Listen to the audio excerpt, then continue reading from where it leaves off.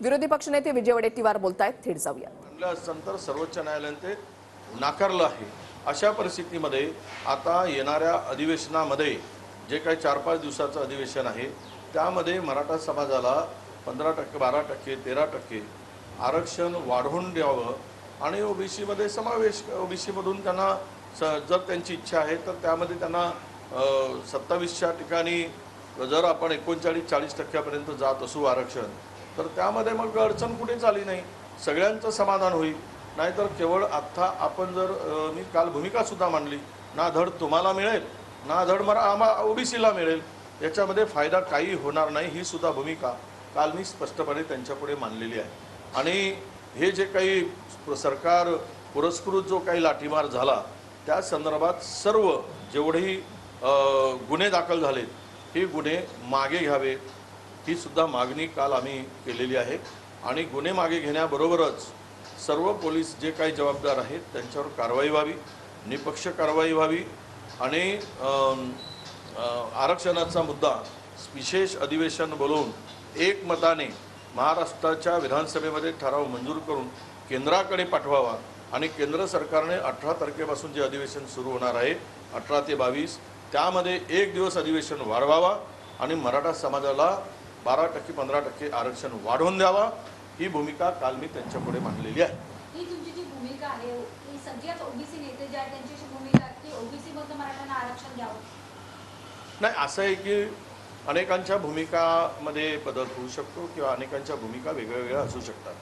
पण मला वाटलं की जर ओबीसीमधूनच हा आग्रह आहे, विशेष करून मराठवाड्यातील ओबीसी समाजाचा, तर ते आरक्षण वाढवल्याशिवाय कोणाचंच समाधान होणार नाही. कारण ओबीसीमध्ये 370 जाती आहे आणि त्यामध्ये जवळपास 52% ओबीसी संख्या महाराष्ट्रामध्ये आहे. मग 26% मराठा समाजाची संख्या असं गृहीत धरलं आपण, तरी मग ते 76-77% लोकसंख्या जाते.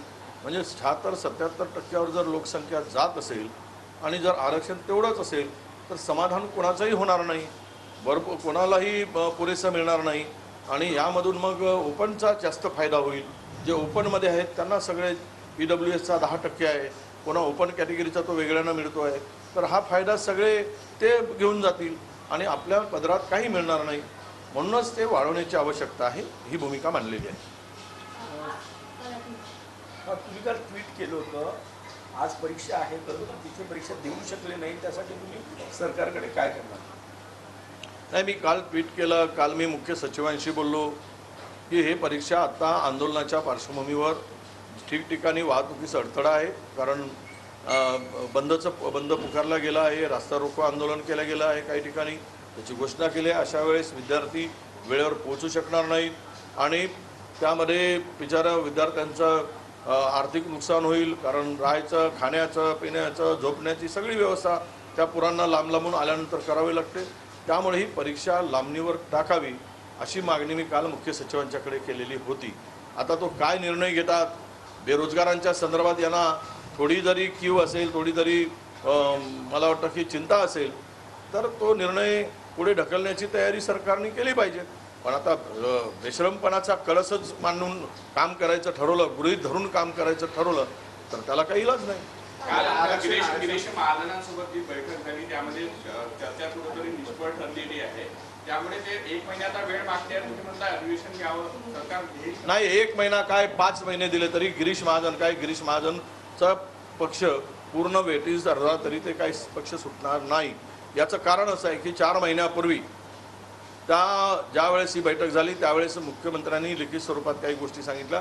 त्यामध्ये मराठवाड्यातील मराठा समाजांना ओबीसी प्रमाणपत्र देण्याचा निर्णय होता. त्यामध्ये जो कारण देऊ शकत नाही, ह्या अडचणी टेक्निकल अडचणी आहेत. त्यामध्ये त्यांना TOR जो दिला त्या TORमध्ये म्हणजे टर्म ऑफ रेफरन्समध्ये, त्या रेफरन्समध्ये त्यांनी त्यांच्या पिढीजात कुणबी समाजाचा दाखला पाहिजे, ते शक्य दिसत नाही. म्हणजे अशा कंडिशन टाकून ते केल्या गेलं. याचाच अर्थ असा आहे की त्या ज्या काही चर्चा झाल्या त्या कायद्याला धरून नव्हत्या आणि ह्या नियमाला धरून नव्हत्या. त्यामध्ये एकच पर्याय उरतो, त्यांनी ठोस असं सांगायला पाहिजे. आणि आता खाली आणि वर बहुमताचं सरकार आहे दोघांचंही, कुठेही काही कोणाची गरज पडणार नाही. इतकं प्रचंड बहुमत असताना त्यांनी मराठा समाजाच्या आरक्षणाचा मुद्दा तर चुटकीसरशी सोडवायला पाहिजे. त्याच ठिकाणी आपण पाहिलंय तामिळनाडूच्या मुख्यमंत्र्यांनी स्टॅलिननी हे आरक्षण 72% नेलं, त्यानंतर ते टिकवलं. हीच भूमिका राज्य सरकारने जर ठेवली, कारण 50% आरक्षणाची सिलिंग केव्हाच उठलेली आहे, ती मर्यादा संपली आहे. कारण 10% EWSला आपण आरक्षण दिलं, इकॉनॉमिकल विकर सेक्शनला, आणि त्यामध्ये त्या सेक्शनला दिल्यानंतर 60-62% तर आता आरक्षण गेलं आहे.